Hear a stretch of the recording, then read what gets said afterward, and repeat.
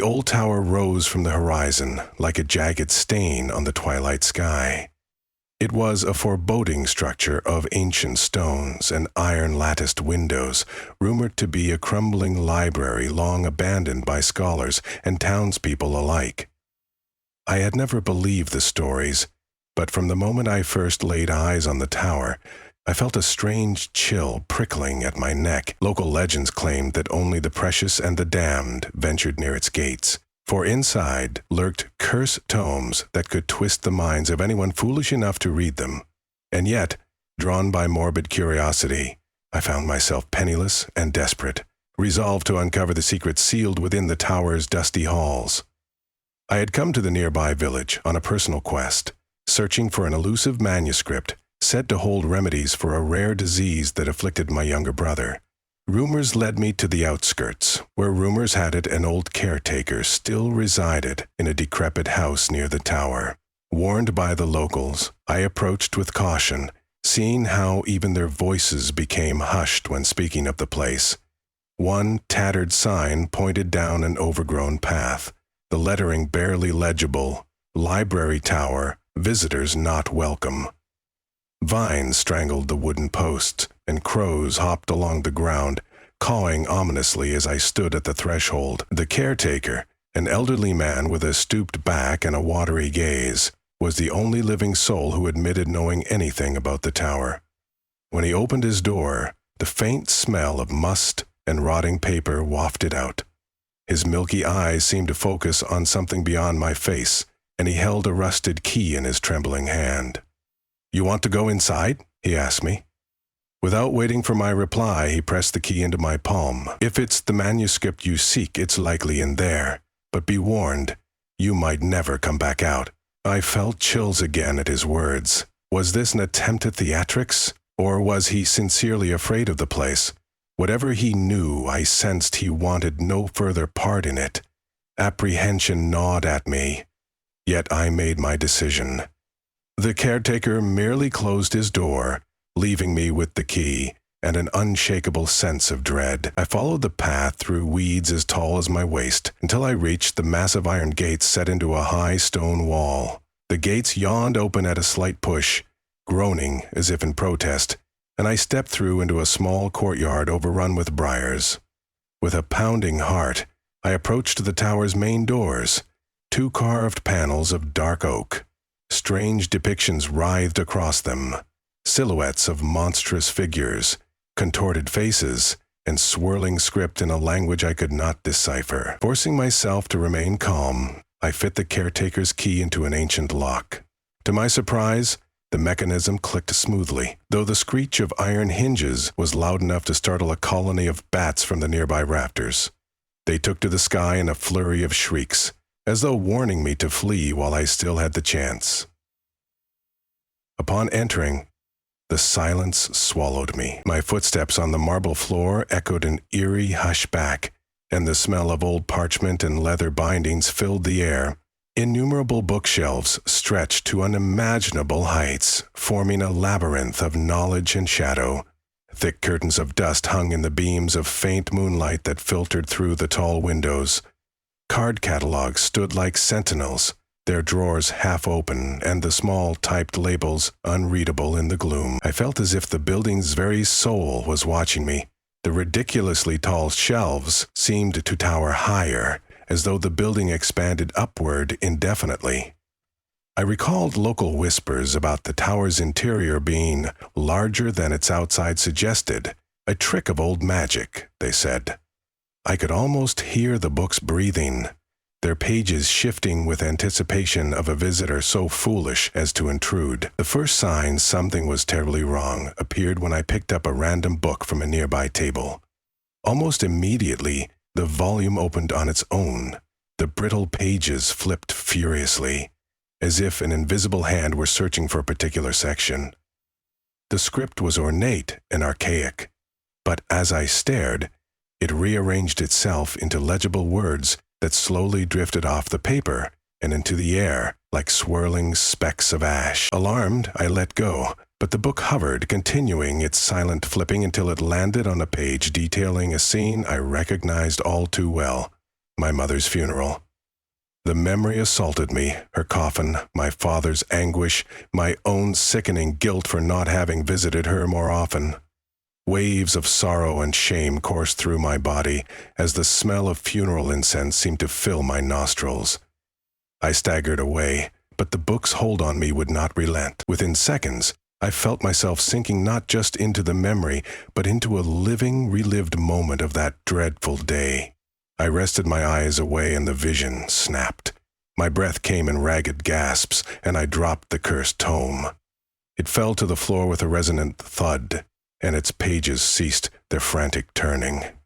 My heart felt like it might burst from my chest. A single question hammered at my mind. How was this possible? The line between memory and reality had blurred in the space of seconds. Was this the mechanism of the Tower's books? Relentless illusions, conjuring personal nightmares as easily as breathing? I had no intention of exploring further, but I remembered the caretaker's cryptic words about the manuscript. Like a fool, I resolved to continue my search, though each footstep felt like braving quicksand that would pull me into something darker. As I wandered deeper through the winding corridors, the faint lines of shelves distorted like leaning tombstones. Occasionally I heard the soft shuffle of pages turning, yet I could never pinpoint the source. I tried not to look at the shelves, terrified that any title might surge forward and pull me into another dreadful vision. Still, I was haunted by glimpses of words on spines. Regret, penitence, guilt, nightmare. At times, I thought I saw ephemeral figures roaming the aisles. Whenever I turned a corner, I would catch the fleeting silhouette of someone turning away, but when I chased after them, they vanished, as though they had never existed. My only companion was the tower's relentless stillness, and the underlying sense that it breathed with malevolent intent. At last, I found a circular room lit by the pale glow of a single lantern. The place resembled a chapel devoted to esoteric study. In the center stood a pedestal carved from black stone. Propped against it was a massive book with a cover of cracked leather, locked tight by a metal clasp. Instinct told me that this might be the manuscript I sought, or at least a clue to its location. I approached gingerly, the pulse in my neck pounding so strongly that my vision blurred. A small plaque on the pedestal read, "The Great Index of Shadows." Its clasp was sealed with a strange symbol, a stylized raven in flight. Remembering the caretaker's key, I attempted to unlock it, but it wouldn't budge. I wondered if the tower contained many keys, each hidden in monstrous illusions designed to ensnare the unsuspecting. Frustrated, I circled the pedestal, searching for another clue. In the flickering lantern light, I spotted a faint inscription etched into the floor's marble. It read, "Only that which you fear most will free the words you seek." My teeth clenched as I recalled how the book I touched had shown me a vision of my mother's funeral. Did I have to endure something worse? Face a deeper, more terrifying memory to unlock the clasp? The thought sank my heart. If my own regrets and sorrow could break open that book, what unspeakable horror lay in wait for me right now? As if in answer, a sudden gust of air extinguished the lantern. Darkness swallowed the chapel-like room. I froze, disoriented, straining to hear any noise of approach. Then, out of the silence, came a voice, my voice, screaming my name in sheer terror. It was as if I were hearing an echo of myself from some distant corridor in the tower. The light flickered again, but this time it came from the ceiling, a pale glow similar to moonlight. The room had changed, or perhaps I had changed rooms entirely, transported through the illusions of this malignant place. I no longer stood amid library shelves or near the pedestal. Instead, I found myself in a hallway lined with doors that seemed to pulse with breathing shadows. My footsteps echoed against a floor slick with something. Leaning down, I touched a dark fluid. Blood. Fear shot through me. Where was I? Had the library conjured a physical labyrinth from my nightmares? I tried to calm my breath, reasoning that this was an apparition, a trick designed to crush my spirit. Still, the tang of copper lingered in the air, and each door rattled as if some monstrous force within begged release. I crept along, choosing to open the first door on my left. Immediately I found myself in a bedroom from my childhood home, but everything was twisted in grotesque proportions. The bed loomed huge, the dolls on the shelf had vacant black eyes, and the walls pulsed with a heartbeat that made my own chest ache. A figure stirred in the darkness, turning its head to meet my gaze. It was my mother, pale and gaunt. She was not as she had been in life, but how she had looked in her final days, wasted by illness. She beckoned to me, her eyes wells of despair. I wanted to run, but found my feet rooted to the spot. A broken lullaby drifted through the room. The same lullaby she used to sing to me in better days, but now the melody slowed and warped, as though each note was being strangled. When my mother's lips parted, another voice emerged. "You left me. You left me to rot alone." Sobs tore from my chest, my eyes burning with tears as guilt and longing choked me. "I'm sorry," I whispered. I reached for her, but the figure's lips curled into a macabre grin, revealing yellowed teeth. She vanished in an instant, leaving only tattered blankets and the pooling dark. The door behind me slammed shut, and I was cast back into the hallway, stumbling to my knees before the next door. I forced myself to rise, determined to find a way out of this labyrinth. Feverish thoughts raced in my mind. The inscription in the tower's floor had said, "If I faced my worst fear, perhaps I could earn the key to the great index of shadows." But how to know which horror was the ultimate one?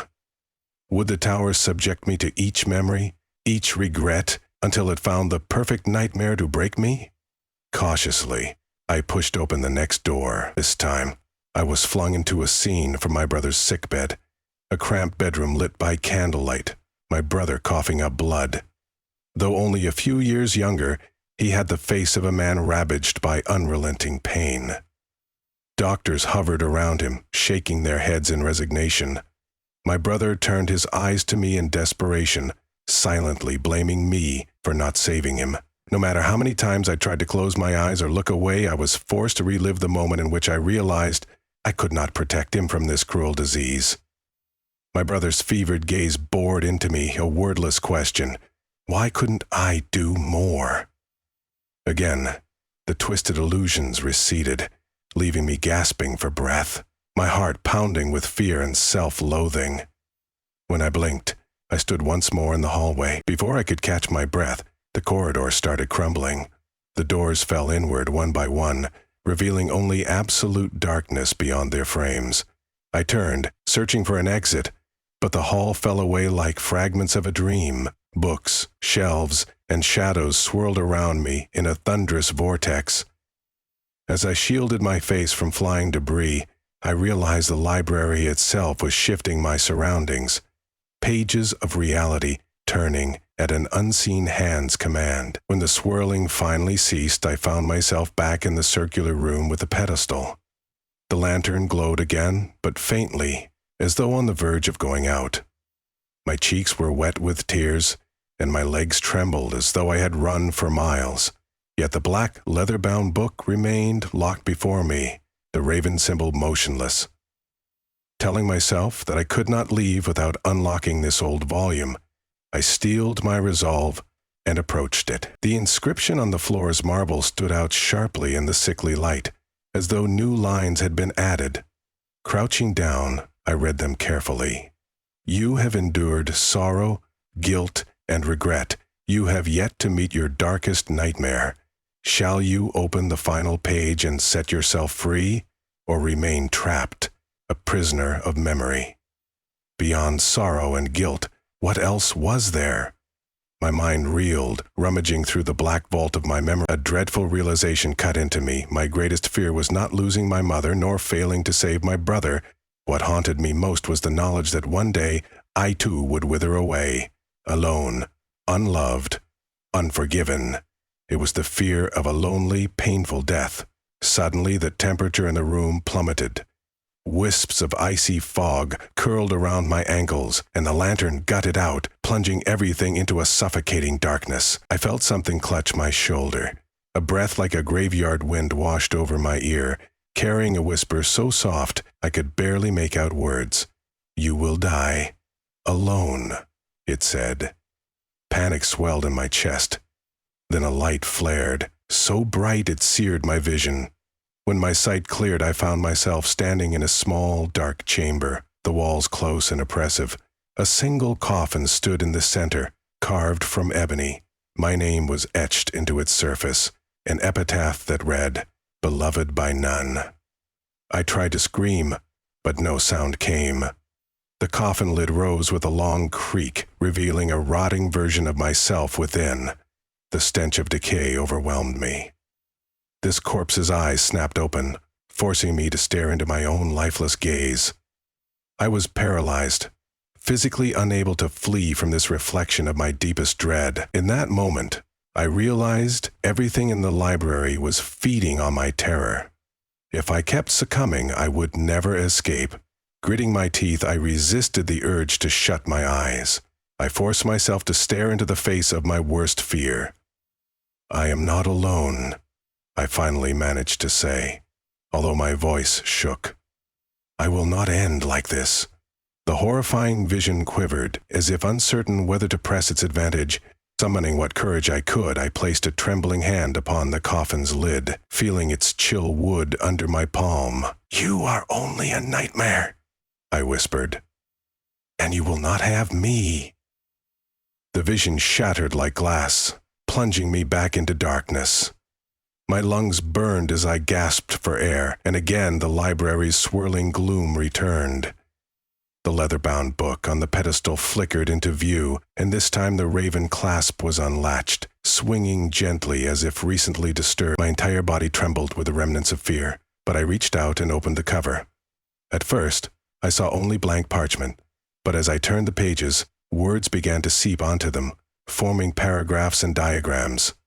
One of the final pages contained the specific text I had heard rumored: the cure, or at least the formula for my brother's dreadful disease. Relief and desperation warred in my chest. I couldn't believe I had found it at last.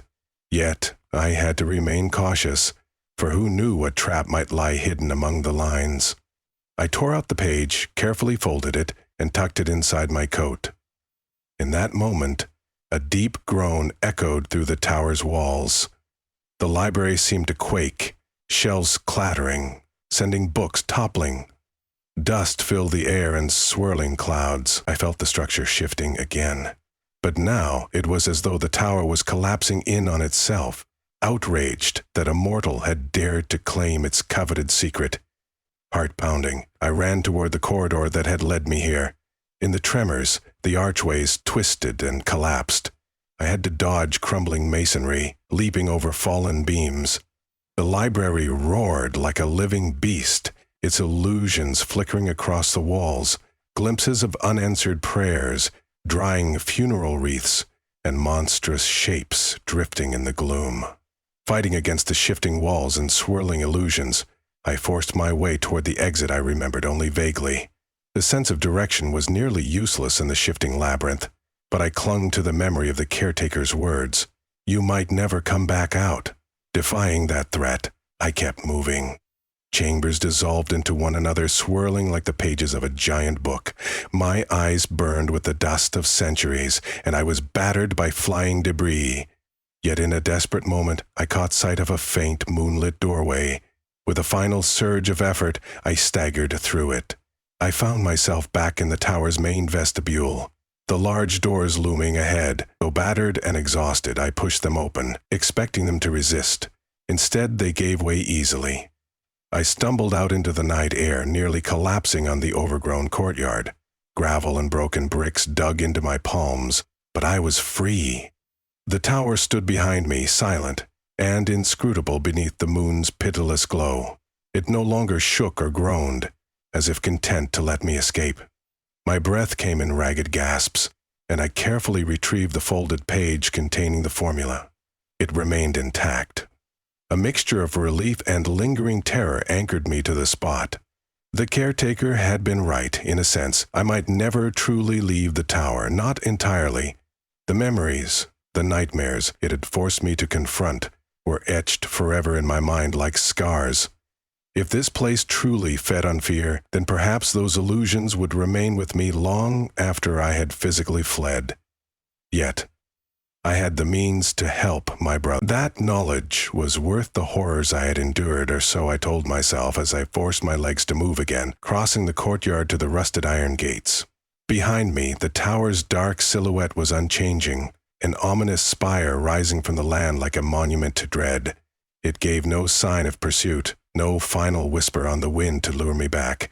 But I knew that within its shadowy halls, cursed tomes still waited, ready to devour the next unfortunate soul. As I emerged onto the overgrown path, I glanced one last time over my shoulder. The tower's windows were dark, save for one near the top, where a faint glow flickered like a beckoning lantern. For a moment, I almost thought I saw a figure there, watching me. Then the light winked out, as though a page had been turned. I returned to the caretaker's home in the small hours of the morning, stumbling and weak. I found his door bolted, and no amount of knocking drew him. Likely he had expected never to see me again.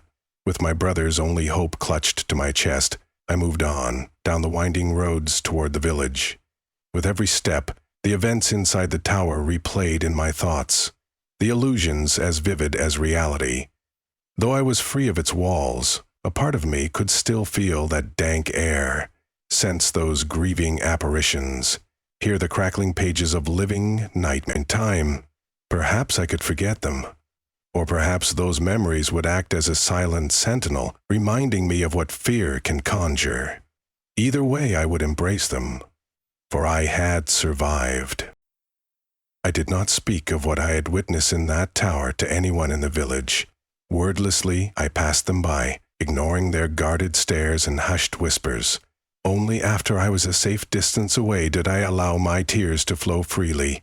My mother's lament, my brother's haunted eyes, and the vision of my own corpse still clung to the edges of my consciousness, desperate to drag me back. I clutched the wisp of hope that was the page with the formula, and I pressed forward. Beyond the fields, the dawn began to break, painting the horizon in blood red and gold. Some nights, though, when I close my eyes, I still hear the library calling. I feel the tower's pages turning, searching for new fears, new regrets, new souls to enthrall. And I wonder if the library itself is alive, cursed to exist in a twilight realm where imagination and terror bleed into the waking world. Whatever the truth, I once walked those aisles and confronted my nightmare. The tower let me go, perhaps because it knew that, in some invisible ledger, I owed it a debt. Another fear, another regret, another story waiting to be told. And one day, if I am not careful, I know it can draw me back into its pages, where the turning of reality reverberates with an endless echo, a reminder that once within those walls, one's darkest nightmares have already taken root.